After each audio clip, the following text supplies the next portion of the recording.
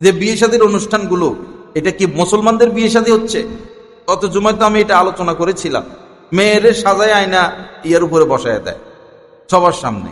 এটা কি, কই পাইছেন আপনারা এগুলো? কিসের সভ্যতা এটা? কিসের সমাজ এটা?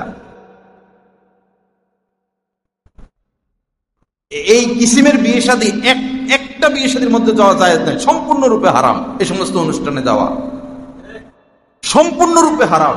যেখানে গেলে পর্দা ঠিক থাকবে না, যেখানে ছবি তোলে, যেখানে এই রং তামাশাগুলোর ব্যবস্থা, উপহার নিতেই হবে আপনাকে। এই সমস্ত বিয়ে শাদীর অনুষ্ঠান 100% বর্জন করতে হবে যদি আপনি ঈমান নিয়ে বেঁচে থাকতে চান। যদি আপনি মুসলমান হয়ে থাকেন, মুসলিম সংস্কৃতি নিয়ে বড় হতে চান, তো সমস্ত অনুষ্ঠান আপনাকে বর্জন করতে হবে। মুসলমানে করাইয়া অনুষ্ঠান করে, মুসলমানে করাই অনুষ্ঠান তো ইসলামে নাই, ধর্মে নাই। জন্মের পর 7 দিনের দিন অনুষ্ঠান, আকিকা, এটা হচ্ছে অনুষ্ঠান। যে বিয়ে করবে ছেলে, ছেলের বাড়িতে আকিকা করবে, এটা হচ্ছে অনুষ্ঠান। কিন্তু অনুষ্ঠান চলে গেছে মেয়ের বাড়িতে। মেয়ের বাড়িতে বিয়ে শাদীর দিন, বিয়ের দিন মেয়ের বাড়িতে যে কোনো ধরনের অনুষ্ঠান নিষেধ, যে কোনো ধরনের খাওয়া দাওয়া নিষেধ। এত সহজ করছে ইসলাম আমাদের জন্য। আমার সাথে যারা তাল্লুক রাখে আলেম ওলামা, বিশেষ করে আমাদের জামালুস সুন্নাহর ওস্তাদ যারা, তাদের সবার বিবাহ আমার মাধ্যমে হয়। বিয়ের দিন কোনো খাওয়া দাওয়া নাই, আপনারা খবর নিয়ে দেখেন।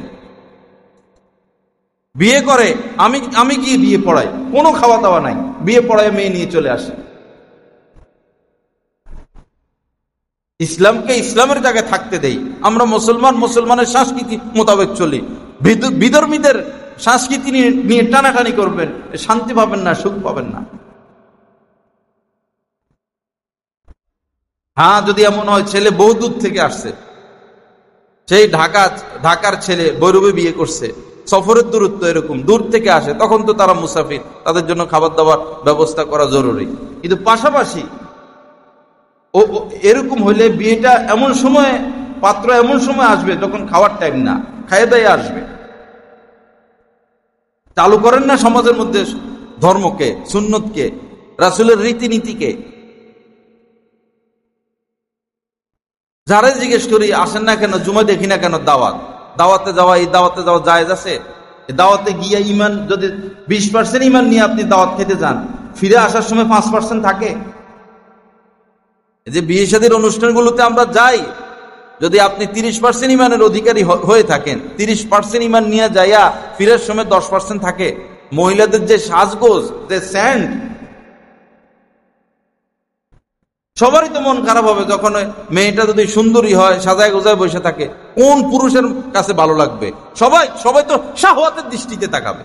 সব পশুত্ব মুসলমানদের সমাজ এখন চালু হয়েছে, সব পশু হয়ে গেছে। এই মেয়েটা তো আমানত, আপনি এই মেয়েটাকে পালছেন, এখন সে আরেকজনের হয়ে গেছে, বিয়ে হয়ে গেছে।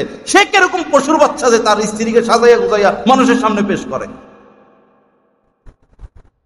পশুত্ব চালু করছি আমরা সমাজের মধ্যে। এগুলা মোবাইলে বিয়ে, এত তাড়াহুড়া কেন? এত পাগল হয়েছেন কেন? কিসের মোবাইলে বিবাহ?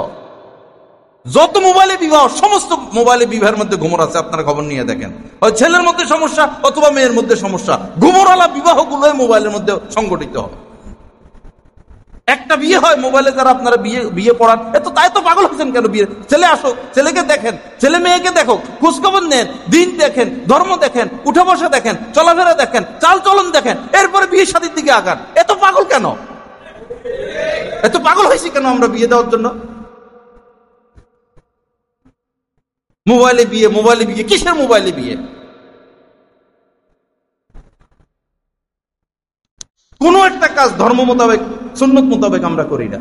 পরে পরে পরে সারা জীবন কান্নাকাটি, দুঃখ কষ্ট, মুসিবত।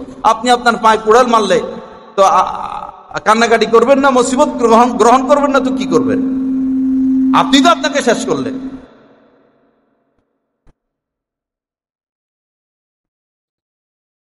এই সমস্ত অনুষ্ঠানে যাওয়া একদম হারাম, সম্পূর্ণরূপে হারাম। উপহার নিয়ে যাওয়া একদম হারাম, উপহার দেওয়া একদম হারাম। জানেন আপনারা মাসালা কিছু? মুসলমান খতনা করানোর পরে কোনো অনুষ্ঠান নাই শরীয়তে। খতনা করানোর পরে কোনো অনুষ্ঠান নাই, এটা বেদাত, এটা বর্জন করতে হবে অবশ্যই। ম্যারেজ ডে বলতে ইসলামে কিছু নাই। এটা চরিত্র নষ্টের একটা পায়তারা।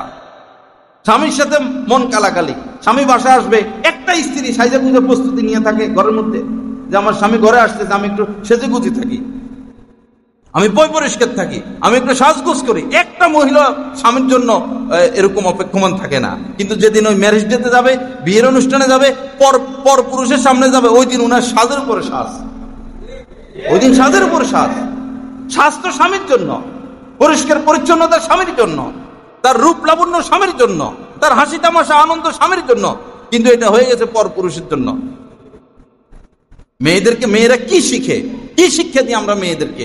স্কুলে 1 থেকে বিএ পাস করলে সে সংসার করার মতো কি শিখলো? এখানে কি আছে যে এতগুলো বই পুস্তক পড়ে মেয়েরা ছেলেরা সংসার সে করবে, যে এখানে কি লেখা আছে, কি শিক্ষা আছে, কি উপদেশ আছে এখানের মধ্যে?